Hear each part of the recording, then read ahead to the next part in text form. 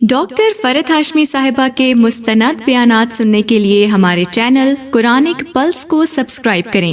یہاں قرآن و حدیث کی روشنی میں حقیقی رہنمائی اور روحانی ترقی کے خزانے ملیں گے۔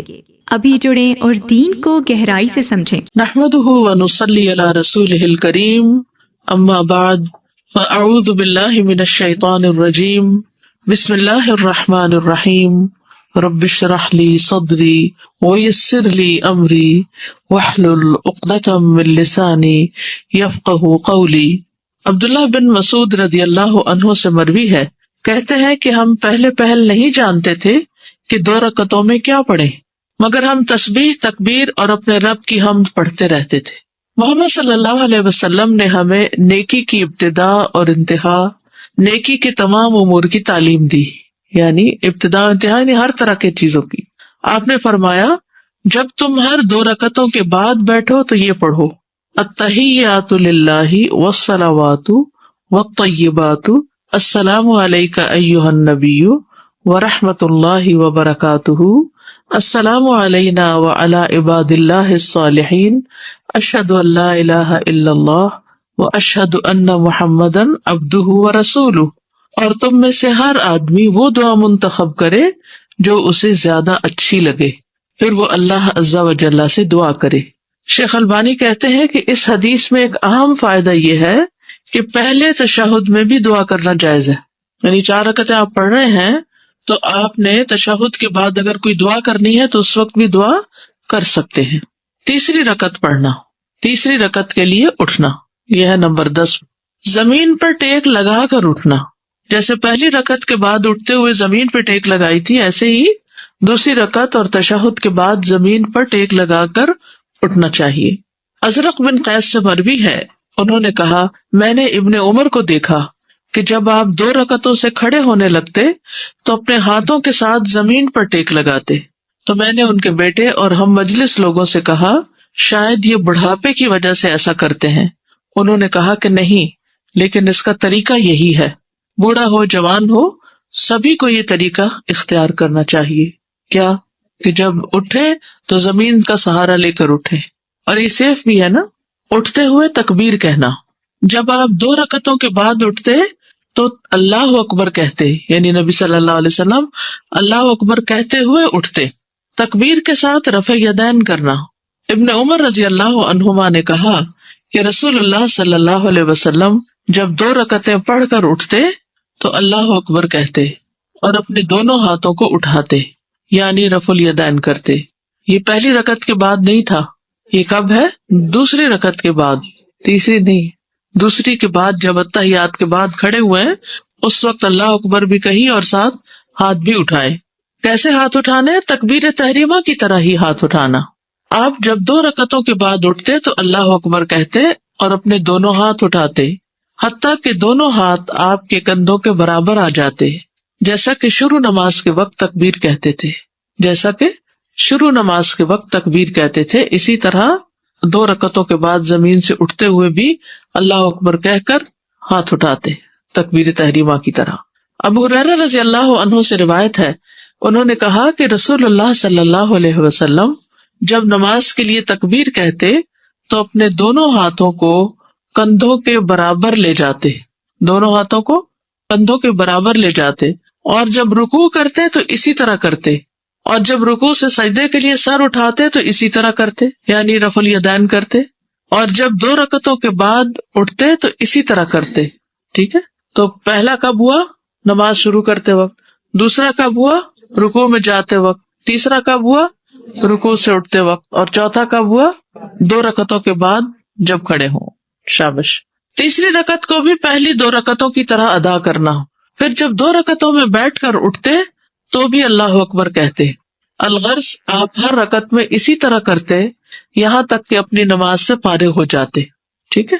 چوتھی رکعت، 4 رکعت نماز میں چوتھی رکعت سے پہلے تھوڑی دیر بیٹھنا، یعنی تیسری رکعت کے بعد اٹھتے ہوئے ذرا سا بیٹھ کے اٹھنا، جیسے آپ نے کیا کب؟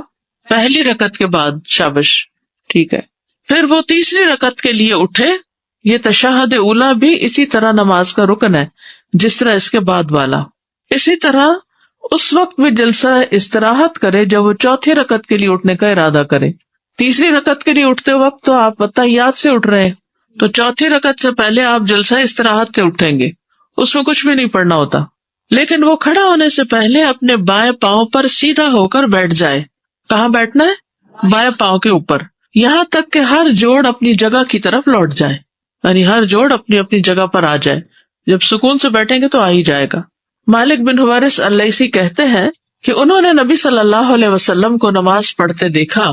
جب آپ اپنی نماز کی طاق رکعت میں ہوتے تو اس وقت تک نہ اٹھتے جب تک سیدھے ہو کر اچھی طرح بیٹھ نہ لیتے، یعنی سجدے سے اٹھ کر ذرا سا ٹک کے بیٹھ کے پھر آپ کھڑے ہوتے. زمین پر سہارا لیتے ہوئے اٹھنا، زمین پر سہارا لیتے ہوئے اٹھنا. پھر وہ اپنے ہاتھوں کا سہارا لیتے ہوئے کھڑا ہو جیسا کہ اس نے دوسری رکعت میں اپنے لیے کیا تھا. صرف اللہ اکبر کہہ کر چوتھی رکعت کے لیے اٹھنا، رفع یدین نہیں کرنا. یہ پانچواں رفع یدین نہیں ہے، صرف 2 رکعتوں کے بعد ہوتا ہے، تیسری رکعت شروع کرنے سے پہلے، ورنہ نہیں.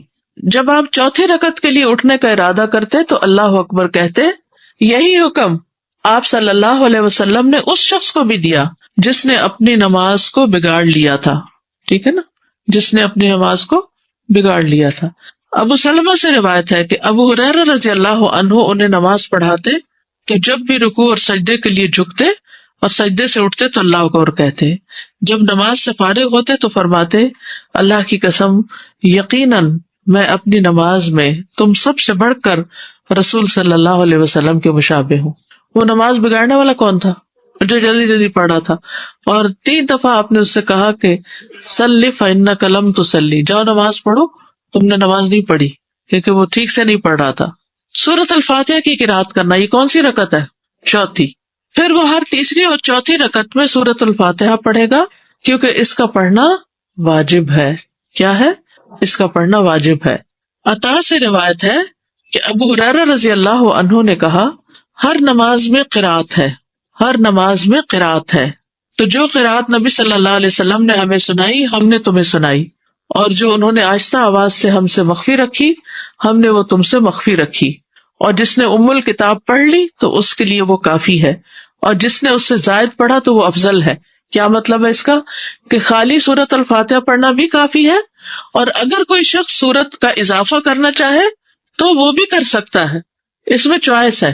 تو اب آپ سنت زندہ کرنے کے لیے کبھی چاہے تو ایکسٹرا پڑھ لے کوئی، اور چاہے تو صرف سورۃ الفاتحہ تک ہی رہے. دونوں طرح ٹھیک ہے. اس سے آپ کو دین کی وسعت سمجھ میں آتی. ٹھیک ہے، دیکھیے زیادہ پڑھنے کا مطلب ہے زیادہ نیکیاں کمانا. جب قرآن کی قرات کریں گے تو ہر حرف پر 10 نیکیاں ملیں گی. ٹھیک ہے نا.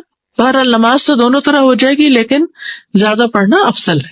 باقی رکعت پہلے 3 رکعات کی طرح ہی ادا کرنا ہے. پھر جب 2 رکعتوں میں بیٹھ کر اٹھتے تو بھی اللہ اکبر کہتے. الغرض ہر رکعت میں اسی طرح کرتے یہاں تک کہ نماز سے فارغ ہو جاتے. نمبر 12، آخری تشہد. اس تشہد میں بیٹھنے کے طریقے. نمبر 1، دایاں پاؤں کھڑا کرنا اور بایاں پاؤں بچھا کر سرین زمین پر رکھنا، یعنی اپنے چوتڑ جو ہے وہ زمین پر رکھنا، پیٹھ کے ساتھ بیٹھنا. کیسے؟ دایاں پاؤں کھڑا کرنا، بایاں پاؤں بچھا دینا، یعنی اس کو لٹا دینا، اور اس کے اوپر نہیں بیٹھنا بلکہ زمین پہ بیٹھنا. ٹھیک ہے، اس کو تورک بولتے ہیں. دونوں تحیات میں فرق کیوں رکھا گیا؟ تاکہ جیسے کوئی باہر سے آیا تو اس کو پتا چلے کہ نماز ختم ہونے والی، یا کوئی لیٹ آ کے جوائن کر رہا ہے. سنن ابی داؤد کی روایت ہے، پھر آپ صلی اللہ علیہ وسلم بیٹھے اور اپنے بائیں پاؤں کو بچھا لیا اور اپنا بایاں ہاتھ اپنی بائیں ران پر رکھا، یعنی گھٹنے کے پاس، اور اپنے دائیں ہاتھ کی کوہنی کو اپنی دائیں ران سے ذرا علیحدہ اور اونچا رکھا. ٹھیک ہے، ذرا سا اٹھا کے، یعنی بایاں جو ہے وہ تو ساتھ ہی لگا ہوا ہوگا، لیکن دایاں جو ہے جس کی انگلی ہل رہی ہے وہ ذرا سا اٹھا ہوا ہوگا. ذرا سا اگر اٹھا ہوا ہو نا تو اس سے کیا ہوتا ہے کہ انگلی کی پوزیشن بھی ٹھیک ہو جاتی ہے. ڈیسک پہ رکھیے، نیچرلی ہو جائے گا، نیچرل ہو ہی جائے گا. جی، بایاں نہیں اٹھانا، بایاں تو گھٹنے کے پاس ہی رہے گا اوپر ران پر. جی، انگلیاں موڑے تو یہ 3 انگلیاں موڑے تو تبھی ہوتا ہے. جی، آپ دیکھیے کہ مختلف کلچر میں طرح طرح کی ایکسرسائزز اور میڈیٹیشن کے طریقے ہیں. کبھی وہ کہتے ہیں یوں انگلیاں پکڑ لیں، اور کبھی انگلیاں کھڑی کر لیں، کبھی یوں اسٹریچ کریں، کبھی تو ہمیں نماز کے اندر کس طرح کے یہاں یہ 3 انگلیاں اس طرح رکھیں، اس طرح رکھیں، اٹھا کے رکھیں، ہر چیز کے پیچھے ایک حکمت ہے. اور اگر انسان صحیح وہ سب کچھ کرتا جائے تو معلوم نہیں کتنے ہی دنیا کے فائدے، ہیلتھ کے کتنے بینیفٹس اس کو ملے. کیونکہ عام ایکسرسائز میں ہمارے جسم کے جو اندر کے اعضاء ہیں نا وہ سارے نہیں حرکت کرتے، لیکن نماز ایک ایسی چیز ہے کہ جس میں صرف ظاہر نہیں، ہمارے جو جیسے اسٹمک ہے، لیور ہے، یہ سارا بھی جیسے ہم سجدے میں الٹتے ہیں تو ان کی بھی ایکسرسائز ہو جاتی ہے. کیونکہ الٹ کے پھر ہم کافی دیر تسبیحات کرتے ہیں تو اتنی دیر ان کی پوزیشن اور ہو جاتی ہے، سرکولیشن بہتر ہو جاتی ہے. تو بے شمار فائدے، اور ہم ان فائدوں کی خاطر تو نماز نہیں پڑھتے. نماز جو ہے وہ نجات کا راستہ ہے اور فلاح کی کنجی ہے نا، یعنی حی علی الفلاح ہے نا، فلاح ہی فلاح ہے اس میں. نمبر 12 آخری تشہد، اور وہ اپنے بائیں پہلو پر سرین کے بل بیٹھے اور اپنے مقد پر بیٹھے. ٹھیک ہے، یعنی زمین پہ بیٹھے. جب آپ صلی اللہ علیہ وسلم 2 سجدوں سے کھڑے ہوتے تو اللہ اکبر کہتے اور رفع الیدین کرتے، یہاں تک کہ آپ اپنے ہاتھوں کو اپنے کندھوں کے برابر لے جاتے، جیسا کہ آپ نماز شروع کرتے وقت کرتے تھے. پھر اسی طرح آپ کرتے تھے یہاں تک کہ جب وہ رکعت آتی جس میں نماز ختم ہو جاتی ہے، یعنی آخری رکعت، آپ اپنے پاؤں کو آگے کر دیتے اور سرین کے بل اپنے پہلو پر بیٹھتے، پھر سلام پھیر لیتے. اب اس میں یہ ہے کہ جب نیچے بیٹھنا ہوتا ہے نا تو پاؤں خود بخود ذرا سا آگے کو نکل جاتا ہے. ٹھیک ہے نا، یعنی جب پاؤں پر بیٹھتے ہیں تو پاؤں سمٹا ہوا ہوتا ہے، لیکن جب نیچے بیٹھتے ہیں تو پاؤں تھوڑا سا آگے کو، رائٹ لیگ کے اندر تھوڑا سا پنجہ سا آ جاتا ہے. ٹھیک ہے، تو کوئی حرج نہیں. نمبر 2 بایاں پاؤں امیجن کیجیے ساتھ ساتھ دائیں ران اور پنڈلی کے درمیان کرنا. بایاں پاؤں دائیں ران اور پنڈلی کے درمیان کرنا. عامر بن عبداللہ بن زبیر اپنے والد سے روایت کرتے ہیں، انہوں نے کہا رسول اللہ صلی اللہ علیہ وسلم جب نماز میں بیٹھتے تو اپنا بایاں پاؤں اپنی ران اور اپنی پنڈلی کے درمیان کر لیتے، یہ جو ابھی میں نے پوزیشن بتائی، اور اپنا دایاں پاؤں بچھا لیتے. دایاں پاؤں کھڑا نہیں کرتے تھے بلکہ پیچھے کر لیتے، اور اپنا بایاں ہاتھ اپنے بائیں گھٹنے پر اور دایاں ہاتھ دائیں ران پر رکھ لیتے تھے اور اپنی شہادت والی انگلی سے اشارہ کرتے تھے. اب آپ دیکھیے کہ جب آپ اس طرح بیٹھتے ہیں نا، آپ کا دایاں ہاتھ آپ کے دائیں گھٹنے تک نہیں پوری طرح جاتا، اور ویسے بھی آپ نے اس کا 53 بنانا ہوتا ہے تو وہ آپ گھٹنے کے اوپر نہیں رکھیں گے، اس میں تو انگلی کہاں چلی جائے گی، زمین کی طرف چلی جائے گی. آپ اس کو اوپر رکھیں گے، بائیں ہاتھ سے بایاں گھٹنا تھامیں گے، لیکن رائٹ ہینڈ جو ہے اس کی پوزیشن کیا ہوگی، ران ہوگی، ران کے اوپر رکھیں گے، ٹانگ پہ رکھیں گے. ہپ پہ جب پریشر آئے گا نا تو یہ پوزیشن خود ہی بن جائے گی، تو اس وقت آپ کو یہ سبق یاد آ جائے گا، او ہو اچھا ایسے کرنا تھا. رسول اللہ صلی اللہ علیہ وسلم جب نماز میں بیٹھتے تو اپنا بایاں پاؤں اپنی ران اور پنڈلی کے درمیان کر لیتے، دایاں پاؤں بچھا لیتے. اب پہلے تو کھڑا کرتے نا، اب یہاں دایاں بچھا ہوا پیچھے کو ہے، اور اپنا بایاں ہاتھ اپنے بائیں گھٹنے پر ٹھیک ہے، اور اپنا دایاں ہاتھ اپنی دائیں ران پر رکھ لیتے اور اپنی شہادت والی انگلی سے اشارہ کرتے. تیسری پوزیشن دونوں پاؤں ایک جانب نکالنا. یہ یاد رکھیے کہ گھٹنا زمین پر ہی رہنا چاہیے. ٹھیک ہے، یعنی یوں کر کے دونوں پاؤں ایک طرف آ جائیں گے، بس اس میں اسٹینڈنگ نہیں ہے نا، ہاتھ اسی طرح ہی ہے. غور سے حدیث سنیے. اب محمد بن عمر عامری سے مروی ہے، کہتے ہیں کہ میں اصحاب رسول صلی اللہ علیہ وسلم کی ایک مجلس میں تھا تو وہاں رسول اللہ صلی اللہ علیہ وسلم کی نماز کا ذکر شروع ہو گیا. ابو حمید رضی اللہ عنہ نے کہا اور مذکورہ حدیث کا کچھ حصہ بیان کیا، اور اس میں کہا آپ صلی اللہ علیہ وسلم جب رکوع کرتے تو اپنی ہتھیلیوں سے اپنے گھٹنوں کو پکڑ لیتے اور اپنی انگلیوں کو کھول لیتے اور اپنی کمر کو دوہرا کرتے، یعنی بینڈ کرتے. سر نہ تو اٹھایا ہوتا تھا اور نہ اپنے رخسار کو ادھر ادھر موڑا ہوتا تھا، بلکہ سیدھا قبلہ رخ ہوتا. مزید کہا جب 2 رکعتوں کے بعد بیٹھتے تو اپنے بائیں پاؤں کے تلوے پر بیٹھتے اور دائیں کو کھڑا کر لیتے، اور جب چوتھی رکعت میں بیٹھتے تو اپنی بائیں ران کو زمین پر ٹکا دیتے اور دونوں پاؤں ایک جانب نکال لیتے. ٹھیک ہے. اچھا، اس میں بڑی سہولت ہے ان لوگوں کے لیے جن کا جسم بھاری ہو، یا بعض لوگ ایسے ہوتے ہیں کہ ان کے پاؤں کی انگلیاں سیدھی برابر نہیں ہوتی، یوں نہیں ہوتی بلکہ یوں ہوتی ہیں. اب جب وہ زمین پہ ٹکاتے اس طرح کرتے ہیں تو انگوٹھا اور ساتھ والی انگلی تو لگتی ہے، باقی سب انگلیاں اٹھی ہوئی ہوتی ہیں. اور اس میں 2 انگلیوں کے اوپر پورا بوجھ آ رہا ہو تو بڑی مشکل بھی ہو جاتی. ٹھیک ہے, تو دونوں پاؤں ایک طرف نکل جائے تو آسانی ہو جاتی. تشہد میں دعا کی اہمیت, یہ بڑا اہم مقام ہے دعا کرنے کا, جس سے اکثر لوگ غافل ہیں, انہیں پتہ ہی نہیں کہ یہ کتنی قبولیت کا وقت ہے. ابو امامہ رضی اللہ عنہ سے روایت ہے, کہتے ہیں کہ رسول اللہ صلی اللہ علیہ وسلم سے پوچھا گیا, اے اللہ کے رسول, کون سی دعا زیادہ سنی جاتی ہے؟ آپ نے فرمایا, رات کے آخری حصے میں اور فرض نمازوں کے آخر میں. فرض نمازوں کے آخر میں سلام سے پہلے مانگی جانے والی دعا. دبر الصلاۃ, عربی عبارت دیکھیے, قال جوف اللیل الآخری, یہ ہے اوپر, ودبر الصلاۃ المکتوبات. اور ظاہر سے معلوم ہوتا ہے کہ دبر الصلاۃ سے مراد سلام پھیرنے سے پہلے. یہ معنی کیوں لیا گیا ہے؟ دبر کا لفظ 2 چیزوں پہ بولا جاتا ہے. نمبر 1, کسی چیز کے آخری حصے پر, دبر پیٹھ کو کہتے ہیں نا, اور نمبر 2, جو آخر سے پہلے ہو اس پر بولا جاتا ہے. اور دبر کا لفظ نماز کے متعلق وارد ہوا ہے, اس سے مراد نماز کا بعد والا حصہ ہے, نماز ہی کا بعد والا حصہ. نہیں سمجھ آئی؟ یعنی نماز کا بالکل آخری حصہ سلام سے پہلے. اور یہ لفظ مطلق آیا ہے. یہ بھی ایک رائے ہے کہ یہ لفظ جو ہے دبر الصلاۃ, یہ اوپن ہے, بس اس میں نماز میں سلام پھیرنے سے پہلے کا حصہ اور بعد کا حصہ بھی داخل ہے. یعنی اگر کسی نے پہلے نہیں دعا پڑھی یا کم اس کو یاد ہے تو سلام پھیرنے کے بعد بھی وہ مانگے گا تو یہ بھی قبولیت کا وقت ہے. قال ابن القیم رحمہ اللہ, ابن القیم رحمہ اللہ زاد المعاد میں کہتے ہیں کہ احادیث کے الفاظ دبر الصلاۃ سے مراد سلام سے پہلے اور سلام کے بعد دونوں ہو سکتے ہیں, سلام سے پہلے بھی اور سلام کے بعد بھی. ابن تیمیہ سلام سے پہلے ہونے کو ترجیح دیتے تھے, ابن قیم ہی کہتے ہیں. تو میں نے ان سے اس کے بارے میں سوال کیا, استفسار کیا, اس کی وضاحت چاہی, تفسیر مانگی. استفسار کا کیا مطلب ہے؟ تفسیر طلب کی. تو انہوں نے کہا کسی بھی چیز کی دبر اسی میں شامل ہوتی ہے, کسی بھی چیز کی دبر اس میں شامل ہوتی ہے. جیسے دبر الحیوان, حیوان کی پیٹھ حیوان ہی میں شامل ہے.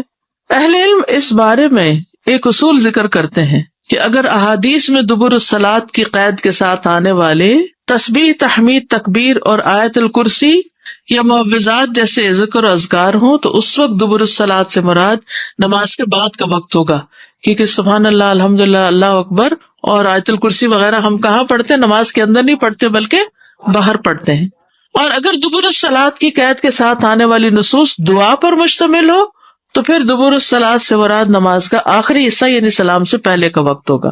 یعنی باقی دعائیں سلام سے پہلے اور آیت الکرسی اور تسبیحات وغیرہ سلام کے بعد. لیکن اگر کسی نص میں دعا سے متعلق واضح ہو جائے کہ وہ دعا سلام کے بعد ہی کرنی ہے, جیسا کہ آپ صلی اللہ علیہ وسلم کا فرمان ہے, سلام کے بعد 3 بار استغفر اللہ کہو, کہتے نا اللہ اکبر, استغفر اللہ, استغفر اللہ, استغفر اللہ. تو یہ آپ نے خود اس کے بارے میں ہمیں بتایا کہ یہ سلام پھیر کر ہی کہا جائے گا. تو یہ دعا ہونے کے باوجود بھی سلام کے بعد ہی پڑھی جائے گی, کیونکہ سنت اسی پر دلالت کرتی ہے, سنت سے یہی ثابت ہے. شیخ ابن باز سے سوال کیا گیا کہ جن احادیث میں دبر الصلاۃ کے بعد کثرت سے دعا اور ذکر اذکار کی ترغیب دی گئی ہے, ان میں دبر الصلاۃ سے کیا مراد ہے, نماز کا آخری حصہ یا سلام کے بعد کا وقت؟ تو انہوں نے جواب دیا, احادیث میں مذکورہ دبر الصلاۃ کا لفظ سلام سے پہلے اور نماز کے آخری حصے پر بھی بولا جاتا ہے اور سلام کے فوری بعد والے وقت پر بھی بولا جاتا ہے. تو یہ دونوں اوقات بڑے قیمتی ہیں, کیونکہ اب انعام لینے کی باری آئی نا, ساری محنت تو آپ نے کر لی. اس بارے میں صحیح احادیث موجود ہیں اور ان میں سے دعا کے ساتھ تعلق رکھنے والی احادیث میں دبر الصلاۃ سے اکثر طور پر نماز کا آخری حصہ مراد ہے, یعنی سلام سے پہلے کا وقت. شیخ ابن عثیمین کہتے ہیں کہ اس مسئلے میں غور و فکر کرنے والے کے لیے یہ بات واضح ہو جائے گی کہ دبر الصلاۃ کی قید کے ساتھ بیان کیا جانے والا اگر ذکر ہے تو وہ نماز کے بعد ہے, ٹھیک ہے, اور اگر وہ دعا ہے تو سلام سے پہلے ہے. ٹھیک ہے, سمجھ میں آ رہی ہے. تشہد میں پسند کی دعا پڑھنے کا اختیار ہے. عبداللہ بن مسعود کہتے ہیں کہ جب ہم نبی صلی اللہ علیہ وسلم کے ساتھ نماز پڑھتے تو ہم قعدہ کہتے ہیں تشہد کے لیے بیٹھنا, یہ کہا کرتے تھے, السلام علی اللہ من عبادہ السلام علی فلان و فلان, اس کے بندوں کی طرف سے اللہ پر سلام ہو اور فلاں پر. تو نبی صلی اللہ علیہ وسلم نے فرمایا یہ نہ کہو اللہ پر سلام ہو, کیونکہ اللہ تو خود سلام ہے, یعنی لوگ اللہ کو سلام بھیجنے لگتے تھے اس وقت, تو آپ نے اس سے منع کیا.